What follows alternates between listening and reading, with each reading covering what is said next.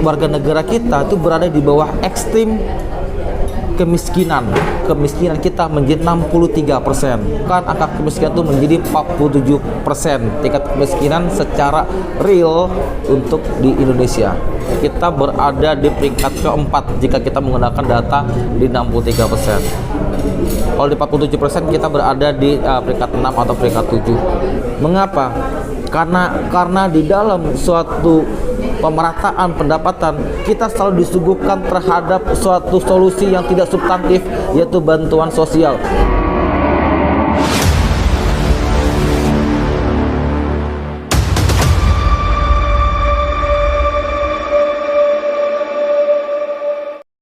Indonesia ini termasuk kategori negara masyarakat yang paling miskin, bahkan yang sangat ekstrim sekali di bawah garis kemiskinan. Betul. Boleh dijelaskan apa alasan itu tadi? Baik. Di data BPS sebelumnya menyatakan bahwa tingkat kemiskinan kita 8,47% dengan asumsi pengeluaran per hari per jiwanya itu 20.000. Sedangkan dari Bank Dunia menetapkan bahwa indikator kemiskinan ekstrim untuk ekstrim kemiskinan itu di 1,4 dolar. 1,4 dolar ini jika kita dirupiahkan mungkin sekitar 25 ribuan dan sampai 30 ribu. Itu adalah di bawah ekstrim. Sedangkan untuk tingkat miskin itu berada di 3,2 dolar per hari secara indikator Bank Dunia. Maka wajar jika disebutkan bahwa di dalam data BPS mengatakan bahwa warga negara kita itu berada di bawah ekstrim kemiskinan. Dasarnya seperti itu menurut dari data BPS. Namun dari secara survei dari data Living Wage dan dari Anchor dan dari ILO bahwa kebutuhan konsumsi yang layak itu berada di 150.000 dolar atau 150.000 rupiah atau sebesar 6,8 dolar. Itu mengikuti dari tingkat Indonesia menjadi negara menengah ke atas menurut Bank Dunia. Kalau itu dilakukan, maka data kemiskinan kita menjadi 63%. Namun kami dari Nusantara Center dengan merujuk kepada survei Anchor bahwa nilai konservatif di dalam kemiskinan itu di angka 100.000 per hari, yang mana di bawah di layak itu 150.000 per hari, sehingga ditemukan angka kemiskinan itu menjadi 47% tingkat kemiskinan secara real untuk di Indonesia. Kalau boleh dibandingkan negara Indonesia dengan negara tetangga yang terkecil ASEAN misalnya, terus kemudian kita bisa melebar ke Asia dan kemudian ke tingkat dunia, kira-kira di Indonesia untuk ASEAN nomor berapa, di Asia nomor berapa, dan tingkat dunia itu nomor berapa? Baik.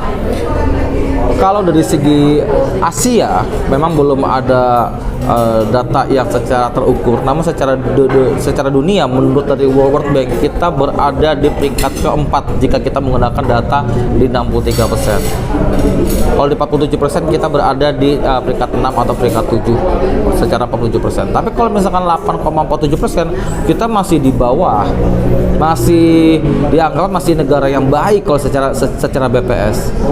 Namun hal itu masih menjadi perdebatan sampai saat ini gitu. Maka dari itu banyak sekali ekonom ingin sekali berdiskusi kepada BPS mengenai berbagai macam indikator yang menetapkan tingkat kemiskinan, karena ini sangat berbeda sekali dari tingkat pengeluaran dan tingkat konsumsi antara dari BPS dikeluarkan dengan data dalam penetapan upah layak di dalam kehidupan layak. Sangat berbeda sekali dan ini sangat berbahaya sekali. Artinya di sini data itu menjadi memisitkan Republik dengan melalui statistik. Oke, faktor apa sebenarnya yang mempengaruhi sehingga Indonesia berada dalam posisi seperti itu? Yang pertama kali itu adalah adanya ketimpangan. Gini rasio kita itu 0,387 atau 0,37. Gini rasio kita. Di Nigeria itu 0,40.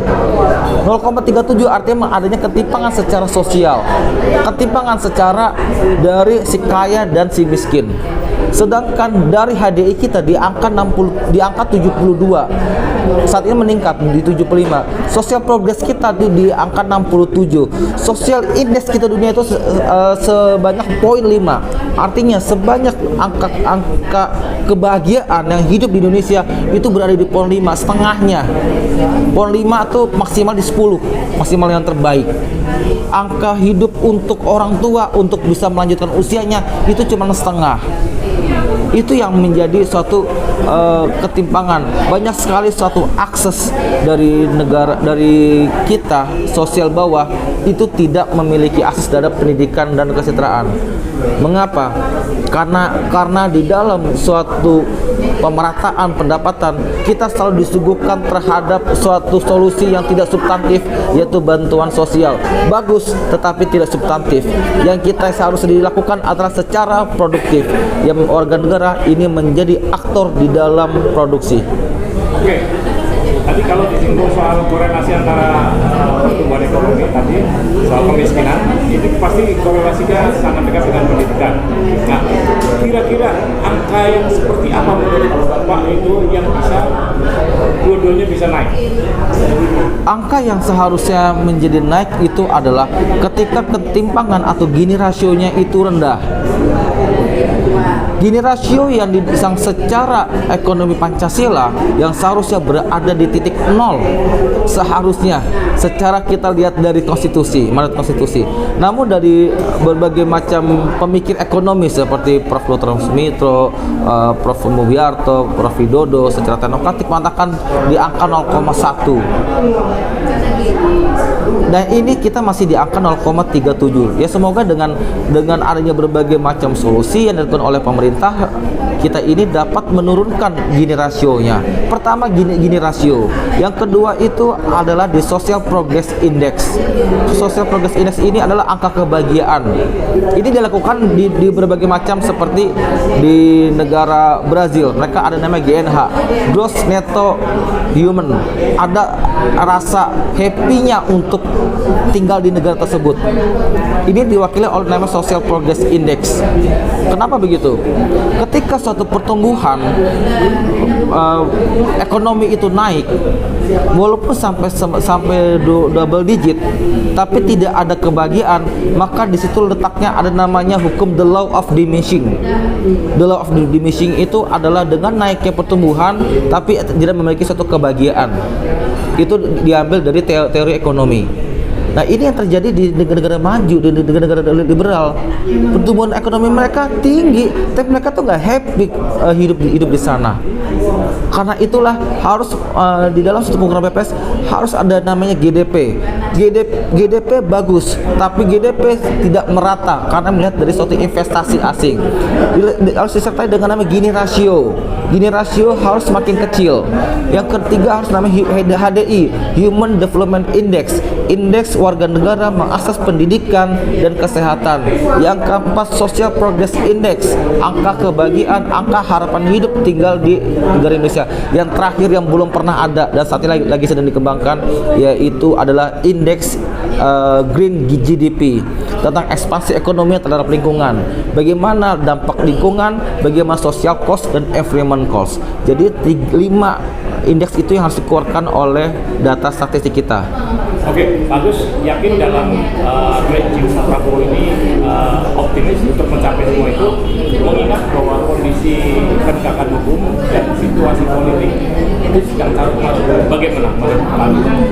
Secara dari kebijakan pemerintahan Presiden Prabowo untuk Subianto untuk saat ini tetap mengalami suatu optimis di sana.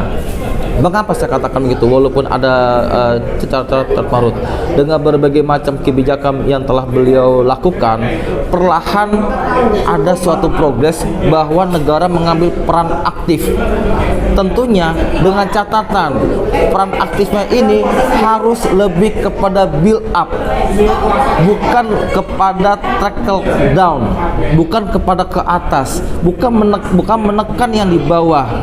Yang dideregulasi itu itu adalah yang bawah, bukan deregulasi yang di atas. Kalau deregulasi yang di atas, maka gelas yang di atas itu akan semakin lebar, yang gelas di bawah itu akan retak. Itu yang akan menjadi suatu optimis. Yang akan menjadi pesimis ketika kebijakan masa lampau, deregulasi yang ditetapkan untuk di atas dan menggerus dengan suatu regulasi yang di bawah, itu saya rasa itu akan menjadi pesimis dalam pertumbuhan ekonomi yang sangat signifikan.